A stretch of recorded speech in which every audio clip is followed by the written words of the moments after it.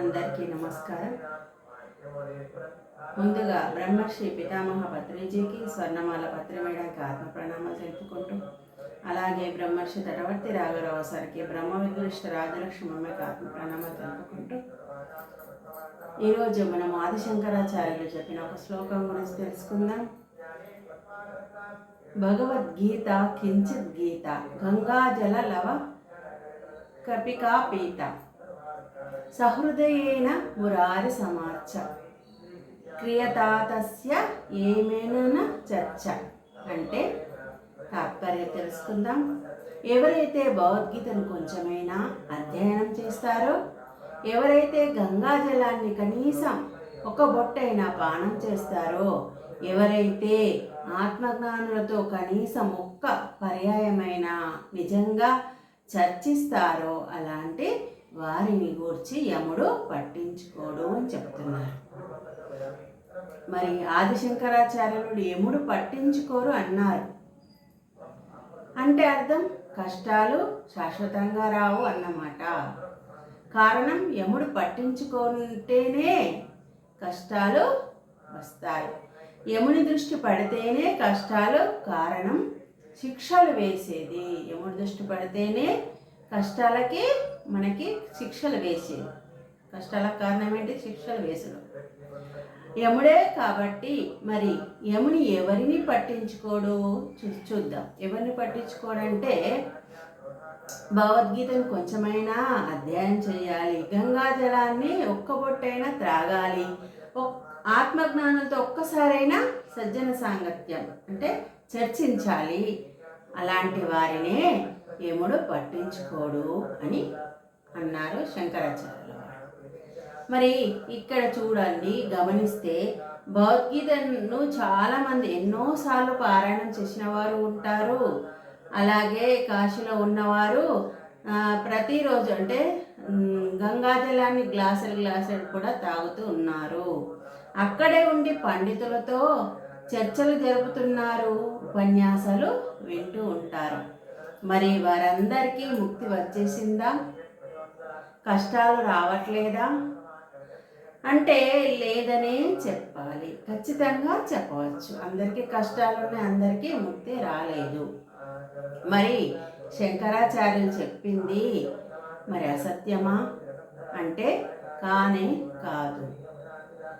కారణం అంతటి గొప్ప ఆత్మజ్ఞాని అయినా శంకరాచార్యుల వారు చెప్పేది అసత్యం కాదు, సత్యమే చెప్తారు. ఎందుచేతనంటే అంతటి గొప్పవారు చెప్పిన దాంట్లో ఎంతో అంతరార్థం ఉంటుంది. అని చెప్పిన దాంట్లో ఎంతో అంతరార్థం ఉంటుంది, కానీ ఆయన చెప్పేది అసత్యం కాదు, సత్యమే. మరి మనకు దాని బాహ్యార్థమే తెలుస్తుంది, కానీ అంతరార్థం తెలుసుకునే జ్ఞానం మన దగ్గర లేదు. మరి మన పత్రి గారు ఏం చెప్తున్నారు? అంతరార్థం తెలుసుకుంటే దాని గొప్పతనం తెలుస్తుంది. మరి మనకు అంతరార్థం మన పత్రి గారు చెప్పారు. ఏమి అంటే చాలా చక్కగా వివరించారు.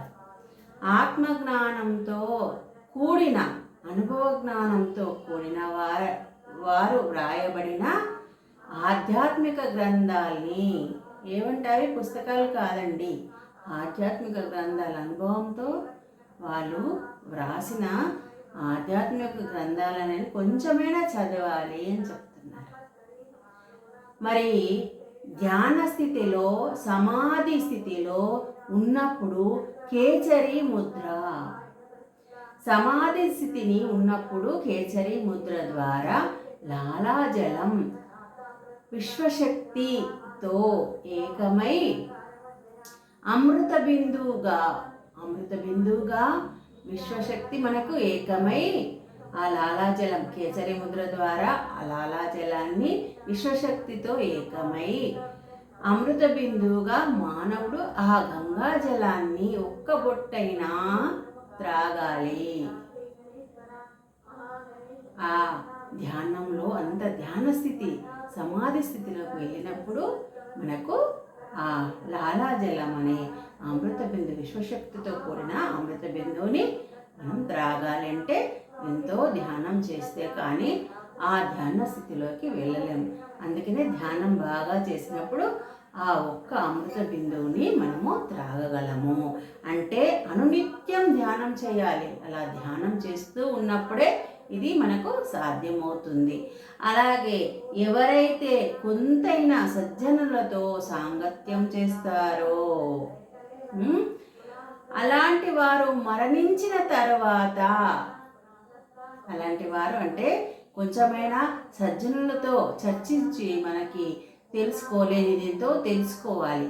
తెలుసుకున్నప్పుడు వాళ్ళు మరణించిన తర్వాత వారు ఈ భూమండలాన్ని వదిలి నిష్క్రమించినప్పుడు, మరి భూమండలం నుంచి మనం నిష్క్రమించినప్పుడు ఏమవుతుందంటే ఊర్ధ్వలోకాలకు వెళ్ళినప్పుడు వారిని నిలబెట్టి గద్దించేవారు ఎవ్వరు ఉండరు.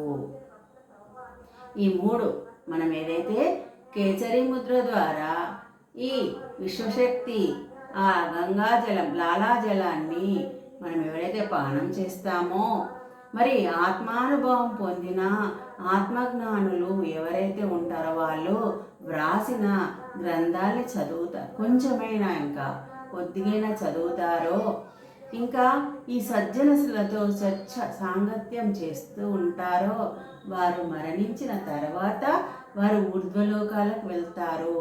వెళ్ళేటప్పుడు మనల్ని ఎవ్వరు కూడా నిలబెట్టి చర్చ చేయరు, అంటే మనం గద్దించరు, బెదిరించరు.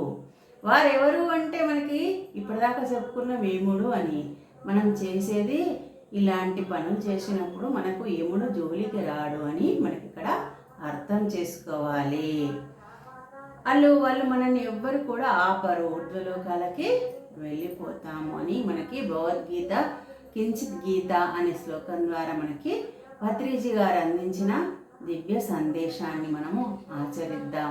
అది ఆచరించాలంటే ప్రతిరోజు ఖచ్చితంగా అనునిత్య ధ్యాన సాధన ద్వారానే ఆ లాలాజలాన్ని మనం త్రాగగలము. అలాగే ఈ స్వాధ్యాయం అనుభవపూర్వకంగా మనం ఎవరైతే ఆత్మజ్ఞాన సందేశాలు మనకు పుస్తక రూపంలో ఉన్నాయో చదువుతూ మన సజ్జనులతో సాంగత్యం, వారికి కూడా అనుభవంతో ఉన్న వారి ద్వారా మనము తెలుసుకుంటూ ఉంటే మనము ఎంతో గొప్ప, మనకు యముడు జోలికి రాడు అనే సందేశాన్ని అందించడం జరిగింది. Thank you.